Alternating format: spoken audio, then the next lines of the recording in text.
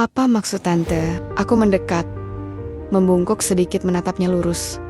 Ikuti saja, jangan banyak tanya. Kalau kamu berani melanggar, tante nggak segan-segan melaporkanmu. Ia mengangguk cepat. Wajahnya masih tegang. Iya tante, saya nurut. Aku berdiri menutup pintu kamar mandi, meninggalkannya dalam diam. Dalam hati, aku tahu langkah yang kuambil ini berbahaya. Tapi entah mengapa, ada sisi diriku yang justru merasa bersemangat. Rasa yang selama ini terkubur kini muncul kembali, dan aku tidak yakin apakah aku sanggup menghentikannya.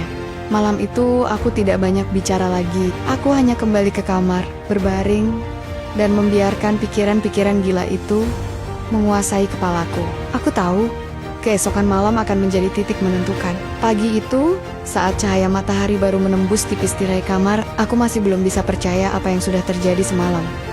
Ingatanku begitu jelas, bagaimana Johnny berani melampaui batas, bagaimana aku sendiri tidak marah, bahkan akhirnya memberi syarat yang kini mengikat kami berdua.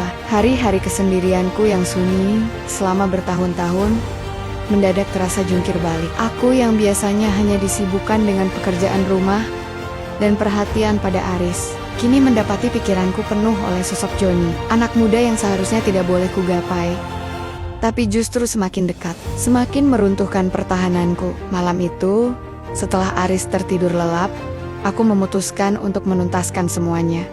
Aku memanggil Johnny ke ruang tamu. Suasana sepi, hanya lampu redup di sudut ruangan yang menyinari wajahnya yang masih terlihat gugup. Johnny, kataku sambil menatapnya dalam, kamu tahu kan, tante bisa saja melaporkan kelakuanmu semalam. Ia menelan ludah, wajahnya tegang. Saya tahu tante, saya minta maaf. Saya siap tanggung kalau tante marah. Aku menghela napas sambil duduk di sofa. Tante nggak akan melaporkan kamu, tapi kamu harus menerima hukuman dari tante. Dia terlihat bingung, tapi akhirnya duduk di sampingku. Hukuman apa tante? Aku menatap matanya yang masih dipenuhi rasa bersalah. Tapi di balik itu, ada api yang sama sekali tidak bisa ia sembunyikan.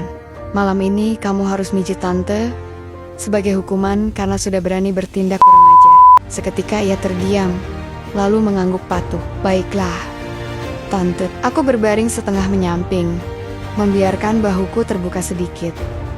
Johnny mulai memijat dengan jelas, tangan gemetar. Awalnya ia hanya berani menekan lembut di sekitar pundakku, tapi lama-kelamaan tangannya semakin berani. Sesekali tangannya terpeleset, menyentuh bagian depan yang tidak seharusnya. Aku menutup mata, membiarkan suara nafasku terdengar samar.